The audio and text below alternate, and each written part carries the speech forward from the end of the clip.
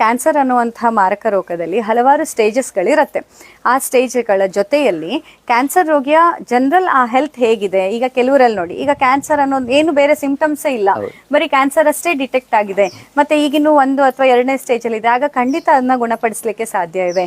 ಆದರೆ cancer detect ಆಗಿದೆ, first stage ಇರಲಿ ಸೆಕೆಂಡ್ ಸ್ಟೇಜ್ ಇರಲಿ, ಅದರ ಜೊತೆಯಲ್ಲಿ ಆ ವ್ಯಕ್ತಿಯಲ್ಲಿ ಡಯಾಬಿಟಿಸ್ ಇದೆ, BP ಇದೆ, ಮತ್ತೊಂದು ಸಮಸ್ಯೆ ಇದೆ, ಅಲರ್ಜಿ ಇದೆ, ಹಲವಾರು ರೋಗಗಳು ಜೊತೆಯಲ್ಲಿ ಕ್ಯಾನ್ಸರ್ ಇದೆ ಅಂದಾಗ ಅದನ್ನ ಟ್ರೀಟ್ ಮಾಡೋದು ಕಷ್ಟ ಆಗತ್ತೆ.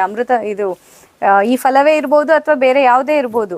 ಲಕ್ಷ್ಮಣ ಫಲ ಅನ್ನೋದನ್ನ ಯಾಕೆ ಇಲ್ಲಿ ಹೇಳ್ತಾ ಇದ್ದೀವಿ? ಲಕ್ಷ್ಮಣ ಫಲ ಅನ್ನೋದು ನಿಮ್ಮ ದೇಹದೊಳಗಿನ ಆ ಜೀವಕೋಶಗಳು ವಾಪಸ್ ನಾರ್ಮಲ್ ಆಗಿ ಕೆಲಸ ಮಾಡೋದನ್ನ ಪ್ರೇರಣೆ ಕೊಡುತ್ತೆ.